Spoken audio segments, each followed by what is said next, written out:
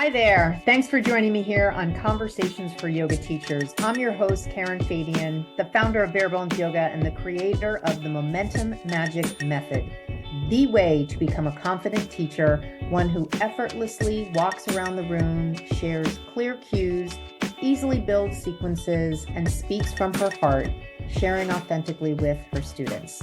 On the podcast, you'll hear anatomy lessons, stories from teachers, interviews with others in the field, and a dose of personal growth, because having a strong, healthy mindset is such an important piece of being a confident teacher. In addition to the podcast, follow me on Instagram and TikTok at Bare Bones Yoga for daily videos. And you'll also see a new link on both of my profiles, my Stan Store link, a literal vending machine for you to select how you best want to be supported as a teacher.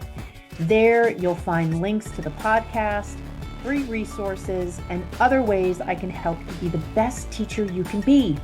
And don't forget, every single week, in addition to recording you a new episode of this show, I also teach yoga classes and free workshops specifically for yoga teachers. The only way to get your invite is to be on my mailing list. You can do that simply by going to my website, barebonesyoga.com, and down at the bottom, entering your email in the box. Here we go with today's show. Conversations for Yoga Teachers. I'm your host, Karen Fabian, and this is episode 306. I'm recording this on July 18th, 2024, and this will go live on July 22nd, 2024. So we are heading into the end of July and heading into the start of the Olympics. I'm super excited for the Olympics. I cannot wait for them to start. And in terms of it being almost the end of July, if you're listening to this in July, I want you to stay tuned until the very end of this episode, because I have a special offer to share with you that's based on leveraging the rest of the summer in a particular way. So stay tuned for that. What we're going to be covering today is I'm going to be using my new 3-part format where I share an anatomy lesson, a teaching skills lesson, and a mindset lesson. So this is, if you listen to the last episode, a fairly new format that I'm using because I really want to lean into the anatomy and teaching component. That is the heart of everything that I do in my work with yoga teachers, is help them understand anatomy and how to apply it to teaching. It's the basis for my certification program that you can enroll in so that you are certified in anatomy and teaching skills. It's really the foundation upon which excellent, highly competent, confident teaching is built. And, not that all the other episodes I didn't love, and certainly the episodes where I have guests I absolutely love, and those cover a wide range of topics. It's just that definitely for this summer and maybe going into the fall, I'm really shifting the focus to anatomy and teaching skills. And I've also really refined who the person is that I am most designed to help. And that's a yoga teacher who is currently teaching who is actively teaching paid classes, someone who's done with their 200-hour teacher training and out there every week teaching classes. And I know you may be listening, maybe you're in your 200-hour training, maybe you're not teaching, and there's no judgment there. It's just that I really needed to hone in on who exactly am I best set up to help, and not just me, but the things that I've created, especially my program. And that's why over the past several episodes, if you've been listening to them, you have heard me talk about this. And, from certain perspectives, people sometimes call it an avatar, meaning like, what's the profile of the person that you're best designed to help?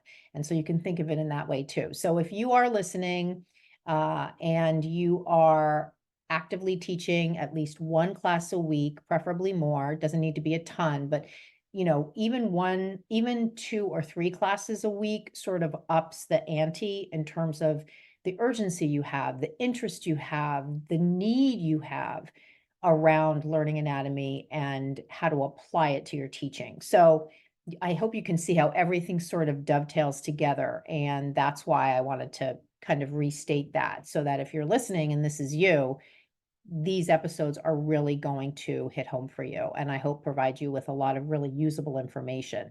And see, that's the other thing.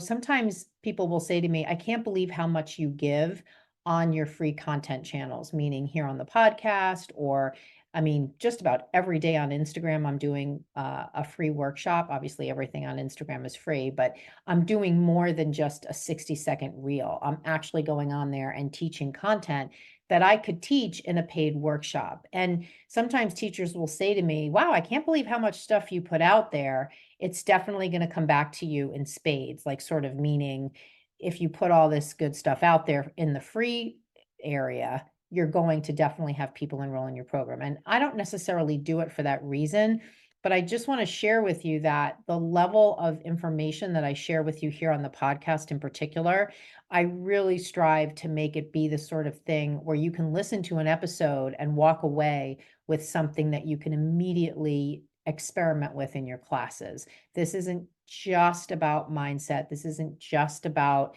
feeling good. It's really also meant to be giving you actionable tips that you can use. So I wanted to start out today for the anatomy lesson component of our conversation, talking about pelvic positioning. This is something that comes up a lot. This is something that I hear questions about a lot from yoga teachers. And part of this is going to be kind of interesting to discuss because we're having it just in this audio space. You don't have the benefit of seeing the pelvic bones and the connection on the posterior side via the SI joint and the sacrum. But it still lends itself to conversation because it allows you to develop that sort of sixth sense of understanding anatomy just through the auditory channel. So I want you to imagine a skeleton, and I want you to imagine the two pelvic bones if you're looking at the skeleton from the front. And the two pelvic bones are joined in the front at the symphysis pubis, which is the pubic bone. And you can even palpate it on your own body. If you take your right hand and you place the first two fingers of your right hand on your belly button, and then you go down sort of like the center of the body there, and you'll hit the pelvic bone. If you really press into it, you'll feel the hardness of the of the symphysis pubis. And that is also called the pubic bone. People sometimes call it that. So that is the anterior aspect of the pelvis where the two pelvic bones connect. And then if you take your right hand and you bring it to the back of your body and you go below the arch in your low back to kind of halfway down, you'll feel the flat bone, which is the sacrum. And that connection between the two pelvic bones and the sacrum on the posterior aspect of the pelvis is the sacroiliac joint. And so when we think about the pelvis and oftentimes refer to it as a bowl, I want you to also think about it in its component parts. So you've got these two pelvic bones joined at the front at the symphysis pubis, joined at the back at the sacroiliac joint, and the sacrum, that being that flat bone in the back that you can actually place your hand on.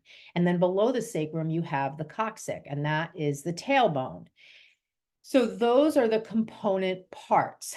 Now, if you're visualizing a pelvis in your mind, you know it's got two holes on the side, and it's also got two inserts, almost like two cups, two indentations. And that's where the head of the femur goes. And those indentations, that cup on either side where the head of the femur goes, is called the acetabulum.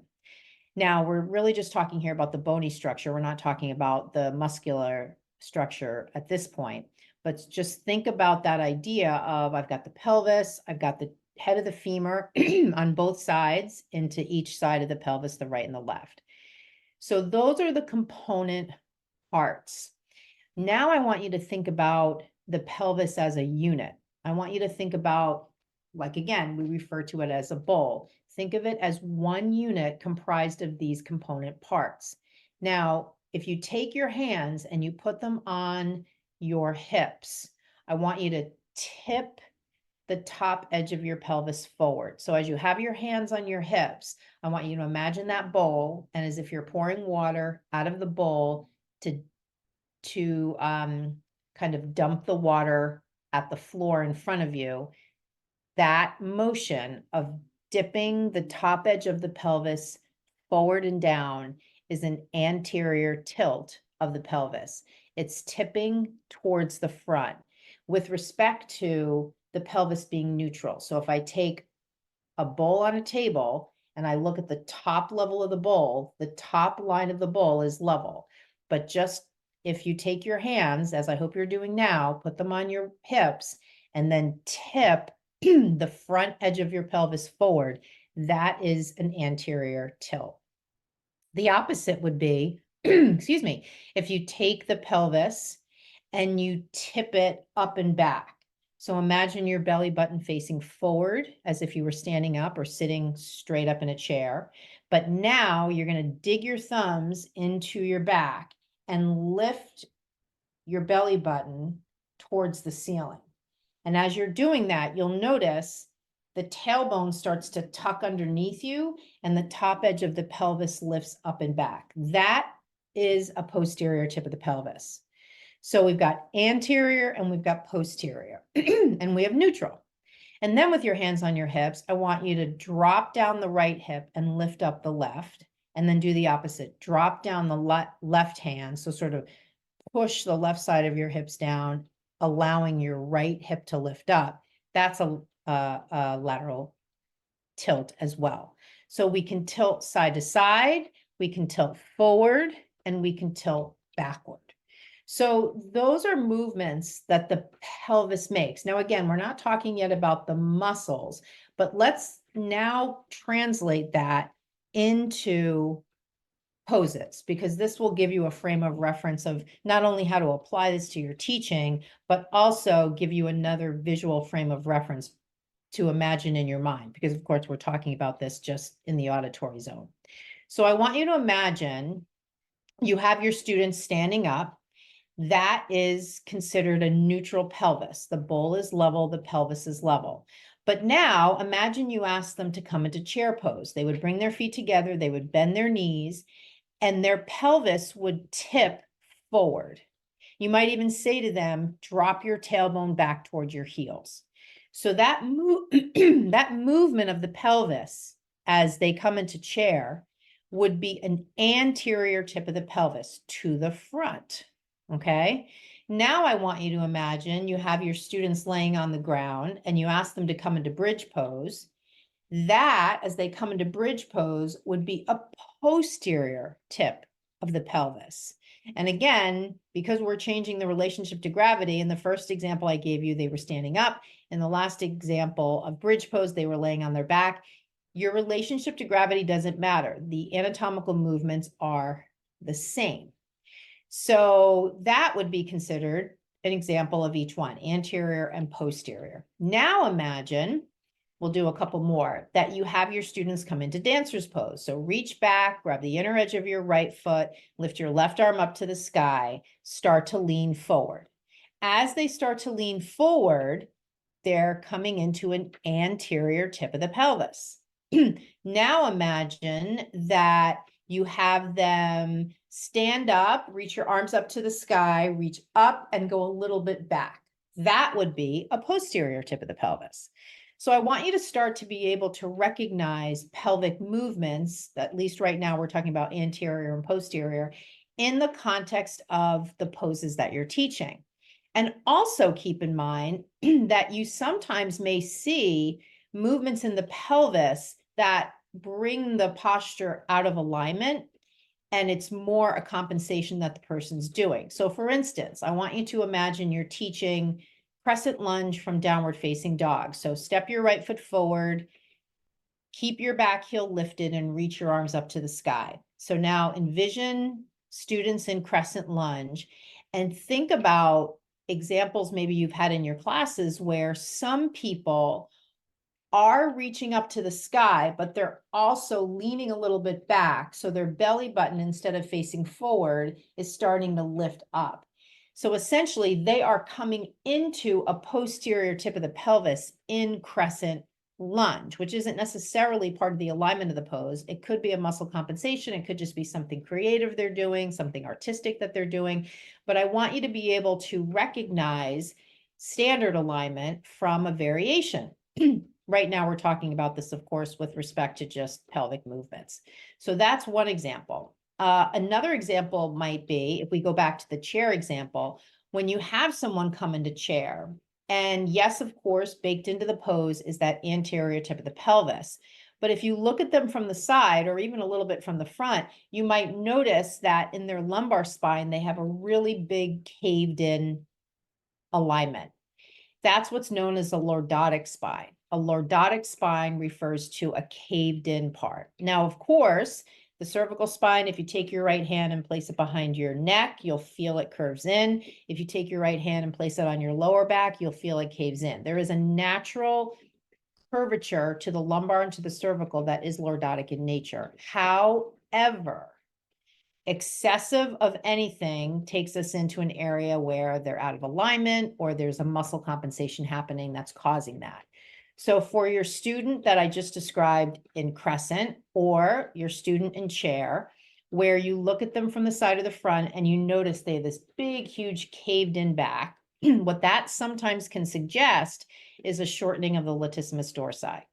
The latissimus dorsi muscle runs from the thoracolumbar fascia in the lower part of the back, and it runs all the way up the back and inserts on the humerus, the posterior humerus. And when you reach your arms up to the sky in chair, or when you reach your arms up to the sky in crescent lunge, if the lats are too short, sometimes the compensation is the lower back arches and arches a lot, which is excessive lordosis. And the modification for that is to have them bring the hands to the heart, thus decreasing the demand on the latissimus dorsi to stretch. So I want you to start to see, now we're bringing the muscles into play, what might be happening here. Let's take a second though and also talk about a lateral tip of the pelvis. I want you to imagine when you ask your students to come into tree, and the next time you teach tree, watch the position of the pelvis as soon as they stand on one leg. Because sometimes what happens is that as soon as you stand on one leg, you'll notice students will tip laterally. So one hip will be higher than the other. This is actually a test that is done in physical therapy. I think it's called a Trendelenburg test, and it's to test the stability or the strength of the lateral hip stabilizers, muscles like the gluteus medius and gluteus minimus. And you have somebody stand on one leg and you look for what's called hip drop. So hip drop refers to one hip higher than the other when a person is standing on one leg. We should be looking for this also in our classes because we want the pelvis to stay neutral, i.e. the bowl on the table, when they are standing in a front-facing posture that is a balance, like tree. So the next time you teach tree pose, watch what happens with the position of the pelvis in your students. And if you notice that one hip is higher than the other, ask them to root down more into the standing leg and pull the belly button into the spine. Remember when we talked earlier about the pubic bone, if you ask them to pull the belly button into the spine, that will engage the rectus abdominis, which runs from the pubic bone. If you palpate from your pubic bone up over your belly button up to your sternum, that's the position, the placement of the rectus abdominis. So if you ask them in tree to pull the belly button in, they're going to engage up the midline, and also at the same time ask them to root into the standing leg, and they will create more stability and more neutrality of the pelvis. So that is definitely one takeaway that you can use in your next class.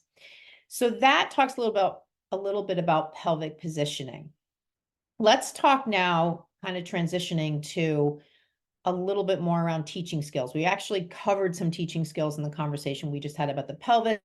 I wrote down another specific teaching skill around a couple of poses that I want to share with you. I did a post on my Instagram, you can check it out after, about downward facing dog. And I've begun to use the green screen on Instagram where I put a picture of a pose behind me and then I explain what's going on. And I got a lot of hits on one that I did on downward facing dog. So I wanted to talk about that here on the pod. And again, check it out on my Instagram after you listen here. The interesting thing about downward facing dog is a lot of students will complain about wrist pain, but what they're missing is that they don't realize the contribution core musculature and leg musculature the contribution of those muscles in that pose to relieve pressure on the wrists. And many times what students will do is they'll create this dependency with putting different props under their wrists. They'll sort of start to identify with, I'm the kind of person who has wrist pain when I do downward facing dog. And none of that might even be true. It might just be that no one has shared with them what I'm going to share with you now, which is that we need to recruit other muscles to create a sense of integrity in the body, especially when we're in a posture that is an inversion or a posture where we're weight bearing on the arms. And this is especially true for women who, as they age, they lose muscle mass, they lose bone mass, they have kind of an onset of general weakness in the body unless they are doing regular resistance training. And this is tied to the drop in estrogen. I'm not going to get into that in a lot of detail, but just open your eyes and look at your students, your women in your classes who are in the 50 plus age range. I'm going to be 60 in September. I can certainly say if I did not keep up with resistance training every day, which is really something that I've committed to after months of not doing it, and I can totally feel the difference in my body. So it's definitely something that when you have all students coming into downward facing dog, if you're not sharing with them this concept of integration in the pose, not just using the upper body, what you're probably going to hear from them is that their wrists hurt. So what this means is when you're teaching downward facing dog, we want the cues to be really clear to push away from the mat versus to fall towards the floor. Their tendency is going to be to fall towards the floor because that's the direction of the posture. It's an inversion. So we need to give them cues that speak to the alternate. Press away from your mat, push away from the floor. So that sort of verbiage. The next thing is we want to ask them to engage the core. So it's the same rectus abdominis activation we talked about earlier. Draw the belly button into the spine. If you want to use the Sanskrit, you can go into the Uddiyana Bandha. But if you want to just stay crystal clear, highly accessible action cueing, pull the belly button into the spine. That'll engage the core, and that will begin to draw them out of their hands and into the contribution of the core. But the last piece is have them put a block between their thighs and squeeze the block. That will give them the sensation of the adductor group, the inner thigh muscles. It'll engage the adductors and also cue them to press back, press the leg bones back. So between the adductors and the internal rotators, because as they take the thigh bones back, they're going to create this inner spiral, which literally is internal rotation of the hips. The internal rotation of the hips is a function of the anterior fibers of the gluteus medius. And as they activate the internal rotators of the hips, the adductors of the thighs, the core through rectus abdominis concentric contraction, and the action of pressing away from the mat, which is the contribution of the pectoralis minor and pectoralis major. That is integration. That is an integrated downward facing dog, which is completely different from just trying to hold on for as long as you can and feeling like your wrists hurt. So I want you to experiment with that as a teaching approach to downward facing dog as you head into the week ahead and see if you get some comments from students. Make sure you tell them this is really helpful, especially if you feel like you have wrist pain in downward facing dog. But even if you don't, this could literally change how you practice downward facing dog and see what they say. Do a little experiment with the block, then have them lose the block. What I find with the block is once you introduce the block in just sort of a quick demo with them, people will realize, oh my God, I wasn't using my core and legs at all. And it's just that somatic work of the block being there that triggers the activation of these muscles along with your cues, of course, and your explanation. And then they never forget it because the somatic sensation is so different from their normal experience in downward dog, which for a lot of people can be pretty miserable. I mean, you've heard the joke, when people say downward dog is a great resting pose, and everybody's like, ha ha ha, it's actually not, it's really hard. Well, it is really hard if the teacher isn't giving you approaches to doing downward dog that's more based in this integrative approach where you are recruiting other muscles beyond the muscles that are just the upper body muscles, which is what most people are going to be using only. The other pose there are two other poses where this integration approach works well, and it's plank and low plank. In plank and low plank, it's not so much the rectus abdominis, it's more the transversus abdominis. So you don't want to necessarily be having people draw the belly button into the spine that much in plank and low plank, because that will actually bring them into spinal flexion, and you want the spine to be neutral. However, you want to create some core awareness so they aren't in plank and low plank, just letting their belly sink to the floor. So what that looks like is hug the sides of the waist in. Imagine a sash around your waist and you're sort of tightening a little bit. Hug in. That's a cue to activate the TA. And then the other piece is recruiting the quads by asking them in plank and low plank to press back through the heels.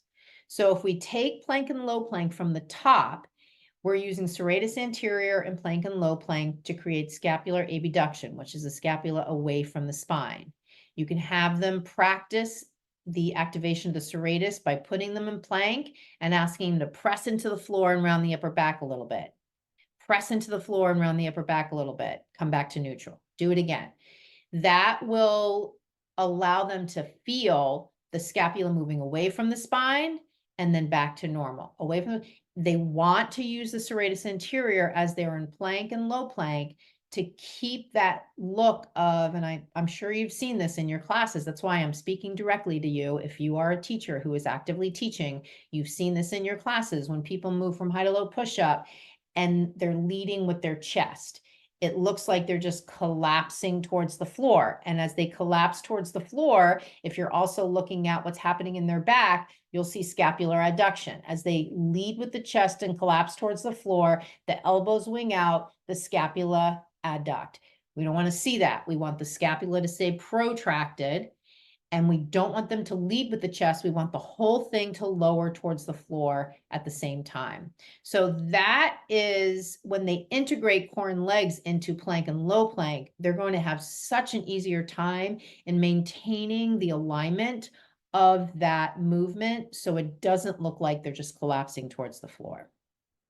Okay, so that handles our anatomy lesson and our teaching lesson. So teaching skills lesson. So you've got quite a few things in this conversation that you can go and experiment with in your very next class. So the next thing I wanted to cover is a mindset lesson. And this is my short list of my most favorite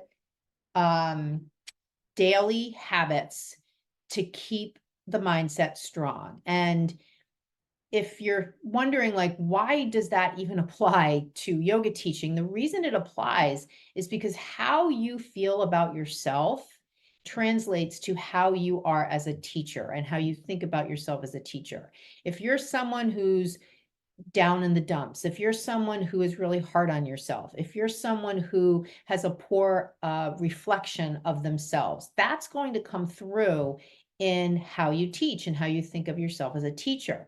I always say, in your quest to be the best teacher you can be, you will actually develop a better relationship with yourself, because a lot of what we want to improve upon and manage in terms of our mindset isn't just limited to when we go in and teach a yoga class. It's also how we are in our interactions with our family and our friends and the person at Starbucks. It's all the same thing.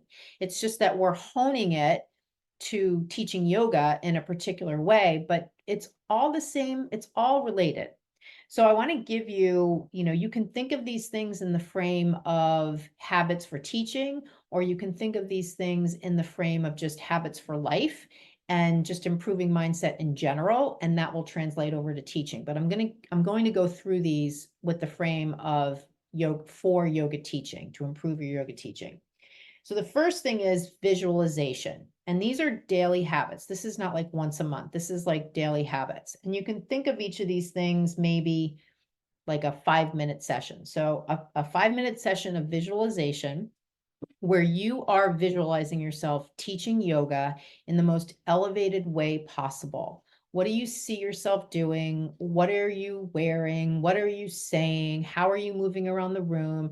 The moving around the room part is really key, because if you're the kind of yoga teacher who's doing the practice with me approach, but you really want to do the walk and talk approach, this is the time to flood your mind with the visualization of you walking around the room, so that you start to get your nervous system and your cognitive system and your brain and your emotional levels and all of it set to, I can be the kind of yoga teacher who does the walk and talk, who walks around the room. Part of that shift from the practice with me approach to the walk and talk approach is in the mind, and even more so the longer you've been practicing with your students. So visualizing every day your most elevated way of teaching. So that's number one. Number two, positive affirmations. This is not, if you're an old school Saturday Night Live watcher like me, you remember Stuart Smalley was a character. I forget the actor who played, he wasn't actually an actor, he was a comedian, but he was also a state senator. Long story short, I can't remember his name. Anyway, it was a skit on Saturday Night Live where this guy, Stuart Smalley, would just look in the mirror and he would say, I'm a good person, I'm a wonderful person. He would do the positive affirmations. It is, I guess, in a way part of that, but it's more defined around this idea of when you are teaching your classes. Because for many yoga teachers, when they're done teaching, it's sort of this berating session, like, I didn't do this as well as I wanted, or I screwed this up, or I forgot my place in the sequence. Or maybe it's even, I wanted to do the walk and talk, but I found 20 minutes in, I had to jump back on my mat and I really didn't want to do that. And why can't, so all of that gets into the sort of berating yourself, which doesn't get you anywhere closer to where you want to be. So the positive affirmation is thinking every day, what are positive things I can tell myself before I go in and teach my classes to set my frame of mind to an elevated level. And then it's sort of like stepping into that rather than just kind of going with it and seeing what happens and then being, kind of the critic after. The mindset way in general for many people is that inner critic versus this positive affirmation mindset. So I want you to just recognize it may be a little bit of a switch for you going from this inner critic. This inner critic also is really common in people who tend to be like a type A personality. I can certainly speak from my own experience that it is something that I really had to retrain my brain away from that whole inner critic approach, and more kind of feed the part of me that is more about the positive affirmation. So it may take a little practice, but I want you to keep in mind, just like when you start a new exercise program, just when you revamp your finances, whatever you're doing that's new sometimes takes a little bit of time to do. So just be patient with yourself. And, maybe it's before every single class, giving yourself a positive affirmation to reset your mind. One thing I can suggest is if you go to my Instagram, I have a pre-class meditation that's right in the link in my bio. Listen to that before you go into your class. Next thing, focusing on things that enhance your mood and reinforce your vision. This is one of the most powerful things that I have ever implemented in my life. And the basis of this comes from Esther Hicks, if you've read any of her books. It really has to do with sort of rejecting the bad mood. So whenever you find yourself, and this is just in your life, so whenever you find yourself in a bad mood, something's triggered you, you've had a bad day at work, or a bad interaction with a loved one, whatever it is, you definitely want to switch that mindset, that way of being before you go in to teach your class. So You need to have a list of things that you know are going to switch your mood, are going to improve your mood. Now, for me, there are a couple of things that are slam dunk successes to switch my mood. Listening to Taylor Swift and singing at the top of my lungs, dancing, or walking slash running. If I can, kind of do any of the, like, obviously the walking, running is more, you have to have the time to exercise, but you get what I'm talking about. But you could just listen to music. You could just read a positive book, a couple of pages in a positive, in a book that you really enjoy. Maybe that's the kind of thing you want to have on hand, not to read to the class. It's more about you. So having this sort of access to this awareness of things that enhance your mood so that you can be in an elevated mood when you go in and teach your classes.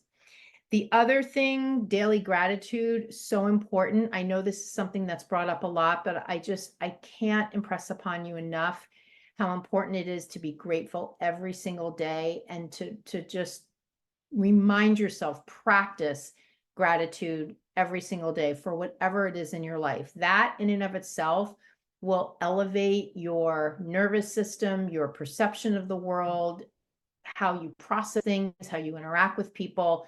Just such a great daily practice to get into. Of course, our staples as yoga teachers and students, daily yoga and meditation. And then the other two things I'll just throw out there, journaling and vision boards. So I think you probably know what those things are. I won't go into detail. So just to kind of recap the list, daily practices, visualization, positive affirmation, focusing on things that enhance your mood, journaling, vision boards, daily gratitude, yoga, and meditation. So we've come to kind of this point where I want to just wrap up with a couple of just quick notes here. What I just read you, the daily habits to maintain an empowered mindset, that is part of my free ebook. I don't know if you've downloaded it. If you haven't downloaded it, you're definitely missing out and you want to get this. And that's just not a marketing thing I'm saying. That's just the truth. I've gotten such great feedback from people who have downloaded this. This is definitely something I could sell on Amazon, but I just decided to make it free. It's called the Bare Bones Yoga Guide to Incredible Yoga Teaching. It's a 40-page free ebook, and I share with you my best strategies and solutions for cueing, sequencing, learning anatomy, and mindset. To get the book, just go to my Instagram, Bare Bones Yoga, and right in the link in my bio, you will see the link to get the ebook. If you have any trouble, you can send me an email, Karen@barebonesyoga.com, or you can send me a DM on Instagram. You're listening right now to this podcast. I bet you're listening to it on your phone. You can keep listening to me talking and just go over to my Instagram and download it. I know for myself, when I listen to podcasts, if there is something to download, I'll just keep listening and I'll just toggle over to the person's Instagram right then. That's why I put a lot of this stuff on Instagram, because I know you're probably listening to my podcast on your phone. So I want it to be super seamless. I don't want to tell you you have to go to the show notes, because then you have to look up my podcast and look up the show notes. No, I put it on Instagram because my bet is it's easy for you to get there from where you already are, which is on your phone. Now, the last thing I want to say is in regards to the first thing I said, which I'm recording this on July 18th, 2024. And that means we're almost done with the summer. There's like 6 weeks left. So I wanted to share with you, if you are a yoga teacher who's teaching at least one paid class a week, you're a graduate of a 200-hour teacher training program, you are a registered yoga teacher at the 200-hour level, and you listen to my show and you watch my Instagram videos and you really connect with my style of teaching, and you want the things that I'm talking about. You want to feel more confident. You want to understand anatomy. You want to be able to share anatomy in your cueing and sequencing. You want to be able to create a sequence with a peak pose and understand the logic behind it. You want to look out into your classes and truly understand, why are some people out of alignment and how can I help them? You want to be able to answer student questions with greater ease and clarity and accuracy. You know, there are so many things on the list of what an empowered yoga teacher looks like. And I've talked about them over and over and over again in a way to connect and to attract you if these things resonate with you. And because it's almost the end of the summer, I want to offer you an opportunity to enroll in my accelerated certification program. And what this looks like is by 9/1, you're done. By 9/1, you're done. You have your certification in anatomy and teaching skills. You have 30 hours of CEUs that take care of your entire requirement with Yoga Alliance for continuing education credits for the next 3 years. So simply by enrolling in my program, not only do you transform as a yoga teacher in the way that you want, that we just described, but you satisfy your CEU requirements, you get your certification from me in anatomy and teaching skills, which means you know what you're talking about. You have expert status, you're qualified, you're confident, you're making the impact you want to make. So by 9/1, you're done means you need to enroll in July. And there is an enrollment incentive when you enroll, because I want to give you an incentive, a reason to say yes beyond all of the positive outcomes you're going to get, positive results you're going to get. So this only applies to you if you're listening in the month of July 2024. If you are interested in finding out more about the program and you are a 200-hour registered teacher teaching at least one paid class a week, you are eligible for enrollment. Send me a DM on Instagram and use the words accelerated summer enrollment. Accelerated summer enrollment. By 9/1, you will be done with the program and you'll have your certification and you'll feel more confident. You'll have all the benefits we talked about. And there is a enrollment incentive, which basically is a discount for those teachers who step up and say yes. Not to me, to them. Because when you enroll in this program, when you enroll in any program, it's saying yes to you. Yes, I can do this. Yes, I want this. Yes, these are the results I want. Yes, I'm worth it. Yes, I deserve this. And all those yeses, I mean, talk about a mindset improvement. All those yeses just make you feel amazing about yourself. So I hope you've enjoyed this episode. I will talk to you on the next one. Keep up the amazing work and talk to you soon. Namaste. Thanks for being here with me today. I hope you enjoyed it. And hey, one more thing. While I don't know you personally, I know what a yoga teacher looks like who's ready to work with me. She's ready to take action. She's looking for someone who has the answers she needs. She knows she's worth the investment. She can't wait to get all her prep time back. And she's excited to make a positive change. If that's you, DM me the words podcast offer to my Instagram, and I will give you a special incentive to work with me inside my signature program. My Instagram handle is Bare Bones Yoga. I can't wait to hear from you.